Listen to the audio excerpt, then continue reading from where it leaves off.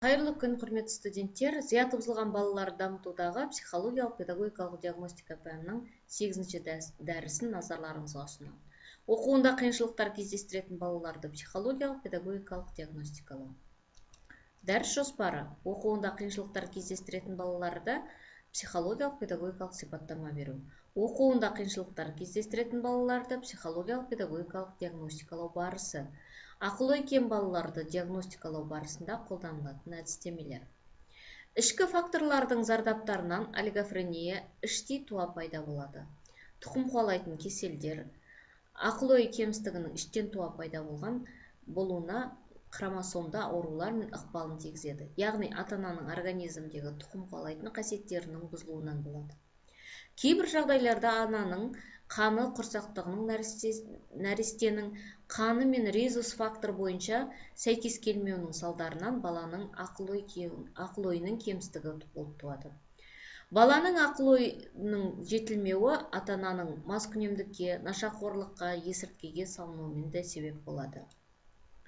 Ақыл-ой кемістігінің даму барысында деңгейіне және сапалық дәрежесінің өзіне тән өзгешелігіне қарай олигофрения, идиотия, грек сөзіне қазақ тіліне нақұрыс деген мағынаны білдіреді.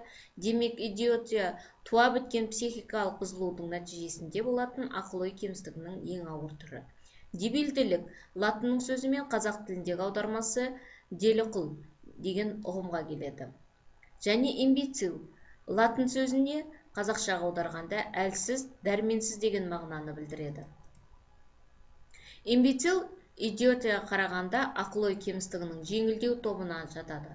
Олардың патологиялық кемістіктеріне зерттеу жүргізген кезде жүйке жүйелерінің әсіресе оң жағының құрылысы, оның қызметіне залалын тигізетін әртүрлі аурулар жиынтығының бытыраңқы қалдықтарының болғандығын анықталады.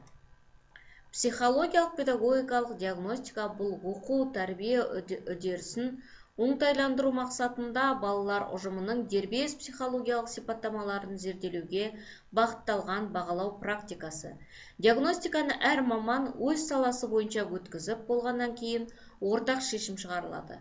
Психологиялық, педагогикалық диагностика нәтижесінен кейін мамандар баланың даму деңгейін, танымдық қабілеттерінің деңгейін, психологиялық жағдайын анықтап, сол балаға жеке дамыту бағдарламасын құрып, түзету жұмыстарын жүргізеді. Сонымен қатар жылына 3 рет тексеріс жүргізіліп, баланың даму динамикасы анықталып отырады. Ақыл-ой кем балаларды ерте жастан диагностикалаудың бірнеше әдістемелерін назарларыңызға ұсынайық. Кішкентай допты ұстап ал. Тапсырма: бала мен ересек адамның арасындағы байланыс орнатуға оның ауызша нұсқауларды түсінуін және заттың қозғалысының қадағалай алуын бағалауға бағытталған. Ойын барысында мұғалім немесе дефектолог допты ойыққа қойып, баладан допты ұста деп сұрайды.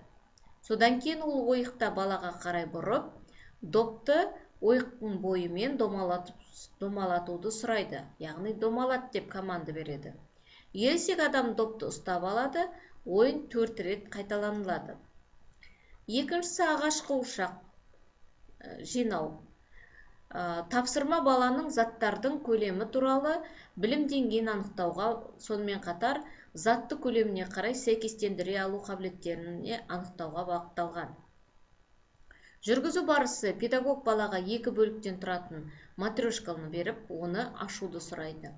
Егер бала әрекет ете бастаса, онда ересек адам матрешканы өзі ашады. Содан кейін ол баланы матрешканы жинауды сұрайды. Егер бала өзін-өзі әрекетті етпесе, онда педагог балаға жұмыс барысын өзі толық көрсетіп түсіндіреді. Жұбын тап. Тапсырма баланың көзқарасын бекіту, заттық суреттерді визуалды қабылдау, меңзеу қимылының болуын дамыту деңгейін анықтауға бағытталған. Жұмыс барысы: педагог балаға 2 бірдей суретті табуын сұрайды. Тапсырма 2 суреттен басталады. Содан кейін тапсырма қиындатылады, яғни сурет саны көбейтіле бастайды. Түсті текшелер, түсті қабылдау. Тапсырма балалардың түстерді ажыратып топтастырылуымен анықтауға бағытталған. Барысы баланың алдына әртүрлі түсті 4 көбекті қойып, педагогтың қолындағыны көбекті көрсетуін сұрайды. Менікіндей көбекті ал, содан кейін педагог көрсетуді сұрайды. Қызыл қай жерде екені көрсет, ал енді сары, жасыл, көк қайда деп. Содан кейін ересек адам баладан әр текшенің түсін кезекпен атауын сұрайды. Бұл текше қандай түс және деп баладан нақтырақ сұрақтар беру арқылы талқылайды. Бұл тапсырмалар арқылы бала заттың пішінін тану, түсіну, түсін тану, және де ұқсас заттарды айыру сияқты, және де сонымен бірге айтылған нәрсені қайталау, орындауға қаншалықты мүмкіндігі бар екенін бақылауға мүмкіндік береді. Дәріс соңында бекіту сұрақтары ұсынылады. Ақыл-ой даму кешуілі деген балаларға білім беруді оқытудың мазмұнын шындық өмірмен байланыстыру принципі.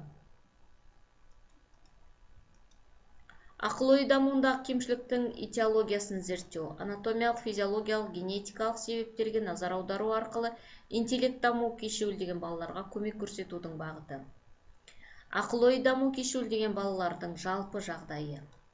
Сіздердің назарларыңызға ұсынылып отырған сұрақтарды жауабын тауып, яғни біз берілген бірнеше варианттың ішінде бір ғана жауабы бар.